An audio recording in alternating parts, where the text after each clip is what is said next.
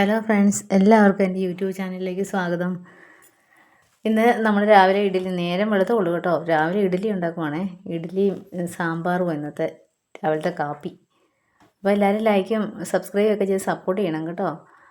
ഇന്നൊരു സ്പെഷ്യൽ ഇഡ്ഡലി കൂടി ഉണ്ടാക്കുന്നുണ്ട്, അതുകൊണ്ട് ഞാൻ ഇഡ്ഡലി ഉണ്ടാക്കുന്നത് കാണിക്കുന്നത്. ഇതിൽ നല്ലെണ്ണ തേച്ചിട്ടുണ്ട് കേട്ടോ.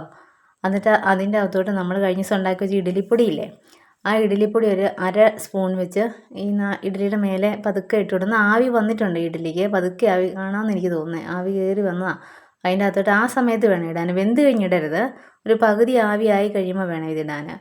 എന്നിട്ട് അത് ഇട്ടേച്ച് നമ്മൾ മൂടി വെച്ച് വേവിച്ചെടുക്കണം. പിള്ളേർക്ക് ഏറ്റവും നല്ല, വലിയവർക്കും നല്ലതാണ്, ഏറ്റവും നല്ല ഫുഡാണ് കേട്ടോ.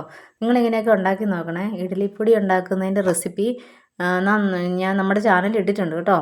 എല്ലാവരും കയറി കണ്ടു നോക്കണേ. ഇതിപ്പോൾ നന്ദുവിൻ്റെ കാപ്പി കേട്ടോ രാവിലത്തെ. നന്ദു കുളിക്കാൻ കയറിയപ്പോൾ നന്ദു വരുമ്പോഴത്തേക്കും നന്ദുവിൻ്റെ കാപ്പി റെഡിയായേ. അപ്പോൾ ഉണ്ടാക്കി നോക്കണം കേട്ടോ എല്ലാവരും ഇതുപോലെ. ദോശയിലും ഇടാൻ പറ്റുമോ ഇത്. ദോശ ഉണ്ടാക്കി വെച്ചാൽ ഒരുമാതിരി പകുതി വേവാകുമ്പം ഈ പൊടി ഇട്ടാൽ മതിയേ. പിന്നെ രാവിലെ വാഴക്കൊല വെട്ടിക്കൊണ്ട് വന്നു. വാഴക്കൊല എല്ലാം അവിടെ നിന്ന് പഴുക്കാൻ തുടങ്ങി, പൊട്ടാൻ തുടങ്ങിയൊക്കെ ചെയ്തു. പിന്നെ കുറേ വാഴക്കൊലയുടെയൊക്കെ വാഴച്ചുണ്ടൊക്കെ കുടിക്കണമായിരുന്നു, അതൊക്കെ കുടിച്ച് രാവിലെ കൊണ്ടുവന്ന് വെച്ചേ.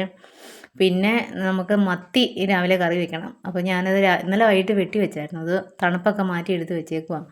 പിന്നെ അതിനകത്ത് നമ്മൾ അരയ്ക്കാനുള്ള സാധനങ്ങൾ തക്കാളി, ഒരു സവാള, ഇഞ്ചി, വെളുത്തുള്ളി, കരിയാപ്പില, ഇത്രയും സാധനം. പിന്നെ വറ്റൽമുളക് വെള്ളത്തിലിട്ട് കുതിർത്ത് വെച്ചിട്ടുണ്ട്. മീനിൻ്റെ തണുപ്പ് മാറ്റുന്നത് നേരത്തെ തന്നെ ഇട്ട് വെച്ചതാട്ടോ, എന്നെങ്കിൽ അത് അരയാൻ എളുപ്പമുള്ളേ.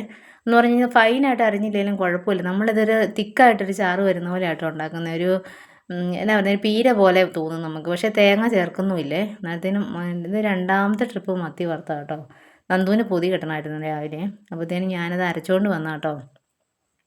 അത് ഞാൻ കണ്ടില്ലേ, അത് ഒത്തിരി ഫൈനായിട്ടൊന്നും അരഞ്ഞിട്ടില്ല, എന്നാൽ അരയുകയും ചെയ്തു. എന്നിട്ട് കടുക് പൊട്ടുമ്പോഴത്തേനും ഇങ്ങനെയൊക്കെ സാധനം ഉണ്ടല്ലോ ചെറിയ പാത്രത്തിൽ ഉണ്ടാക്കണേ. എന്ന് പറഞ്ഞു കഴിഞ്ഞാൽ നമ്മുടെ ഉള്ള ക്വാണ്ടിറ്റി ഉള്ള ആ സാധനങ്ങൾ, മത്തിയാണെങ്കിൽ മത്തി എന്തോരം ഉണ്ടെന്നറിയാമല്ലോ, അതനുസരിച്ച് വേണം പാത്രം എടുക്കാൻ.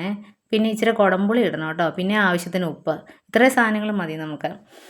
എന്നിട്ട് ഇച്ചിരി മഞ്ഞൾപ്പൊടിയും കൂടി ചേർത്താണ് ഞാൻ പിന്നെ അത് നമ്മൾ നല്ലപോലെ തിളച്ച് കഴിയുമ്പോഴേ മത്തി വാരി ഇതിൻ്റെ അകത്തോട്ട് ഇടാവുള്ളേ. ഇനി അത് അവിടെ ഇരുന്ന് വെന്തോളും കേട്ടോ. ഗ്യാസേലല്ലേ ഇരിക്കുന്നത്, നമ്മളിടയ്ക്ക് ഒന്ന് ശ്രദ്ധിച്ചാൽ മതി. ഇനി വെന്തോന്നറിയാൻ ഇതിൻ്റെ എണ്ണ തെളിഞ്ഞ് വരുവേ.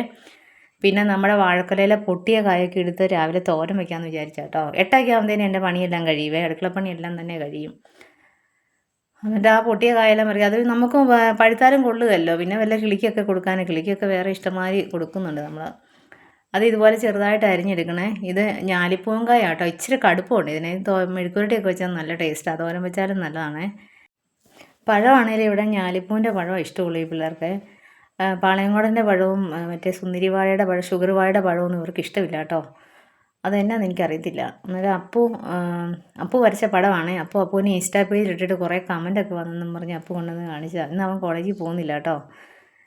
അന്നേരം നല്ലതായിട്ട് ചെയ്യും കേട്ടോ, നല്ല പടം വരയ്ക്കും അവനെ. അപ്പം ഞാനത് നല്ലപോലെ കാണിക്കാമെന്നും പറഞ്ഞുകൊണ്ട് ഇപ്പുറത്തോട്ട് തിരിഞ്ഞ് നിന്ന് കാണിച്ചു തരുന്ന കേട്ടോ. പിന്നെ നമ്മൾ കറി വയ്ക്കാനായി വെച്ചിട്ട് ഇതിൻ്റെ അകത്തോട്ട് കരിയാപ്പില വേണം. നല്ലപോലെ കരിയാപ്പില ചേർക്കുമ്പോഴാണ് നല്ല രുചിയെ. പിന്നെ 2 പച്ചമുളകാണേലും ആവശ്യത്തിന് എരിവ് വരുന്ന പോലെ ഇടാവുള്ളൂ. എരിവ് ഒത്തിരി തെളിഞ്ഞ് നിൽക്കണ്ട ഇങ്ങനെയുള്ള കറികൾക്ക്. അത് ഓരോരുത്തരുടെ ഇഷ്ടമാണ് കേട്ടോ, ഇവിടെ അങ്ങനെയാണ് ചെയ്യുന്നത്. പിന്നെ ഒരു വെളുത്തുള്ളി, എനിക്ക് വെളുത്തുള്ളി ഇല്ലാത്ത ഇടപാടുകളൊക്കെ വളരെ കുറവാണ്. കറികൾക്കെല്ലാം തന്നെ ഞാൻ വെളുത്തുള്ളിയൊക്കെ ഉപയോഗിക്കുവേ. പിന്നെ നമ്മുടെ കറി വെന്ത് ഫൈനായിട്ട് വരുന്നുണ്ട് കേട്ടോ. നമ്മളതിനകത്തധികം ശ്രദ്ധിക്കാനൊന്നും പോകണ്ട, നമുക്ക് ഏകദേശം നേരം ആകുമ്പോൾ നോക്കാൻ പോയാൽ മതിയേ. പിന്നെ ഒരു കഷ്ണം സവാളയും കൂടെ നമ്മൾ തോരൻ്റെ അകത്ത് അരിഞ്ഞിടണം. പിന്നെ എങ്ങനെയായെന്ന് നോക്കൂ ഇതേ. പിന്നെ ഇത് നന്ദുവിൻ്റെ സ്പെഷ്യലാട്ടോ. ഇന്ന് നന്ദു മത്തി വറുത്തതും സോയാബോളും കൊണ്ടുപോയത്. അപ്പോൾ ഞാൻ വിറകടുപ്പയിലോട്ട് ഇതൊന്നും കൂടെ ഒന്ന് ഫ്രൈ ആകാൻ വേണ്ടി വെച്ചതാണേ. പിന്നെ നമ്മുടെ തോരൻ ഏകദേശം റെഡിയായി കേട്ടോ. കടുക് പൊട്ടിച്ച് പിന്നെ അതെല്ലാം കൂടെ അങ്ങോട്ട് ഇട്ടാൽ മതി. പിന്നെ കൂടുതലായിട്ട് നമ്മൾ അരിഞ്ഞ് വെച്ചേ ചേർക്കാനുള്ളത് ഉപ്പ് മാത്രമേ ഉള്ളൂ, ഉപ്പും മഞ്ഞൾപ്പൊടി. ബാക്കി സാധനങ്ങളെല്ലാം കടുക് പൊട്ടിക്കുക, ആ സാധനങ്ങളെല്ലാം ചേർക്കുക. പിന്നെ ഇത് ഞാലിപ്പൂവിൻ്റെ ഇതായതുകൊണ്ടുണ്ടല്ലോ ഇച്ചിരി കടുപ്പമുണ്ടേ, അപ്പോൾ ഇച്ചിരി വെള്ളം ഒഴിക്കണം. പിന്നെ അപ്പോൾ രാവിലെ ചോറാണ് ഉണ്ടെന്ന്, ഇഡ്ഡലി സാമ്പാറും വേണ്ടാന്നും പറഞ്ഞുകൊണ്ട്. അപ്പോൾ രാവിലെ പാവയ്ക്കായും കൂടെ വറുത്ത് അത്രയും സാധനം കൂട്ടി ചോറുണ്ണുവാണേ. അപ്പോൾ ഇന്ന് ഇത്രയൊക്കെ ഉള്ളൂ കേട്ടോ. അപ്പോൾ എല്ലാവരും സപ്പോർട്ട് ചെയ്യണം കേട്ടോ. Okay, by.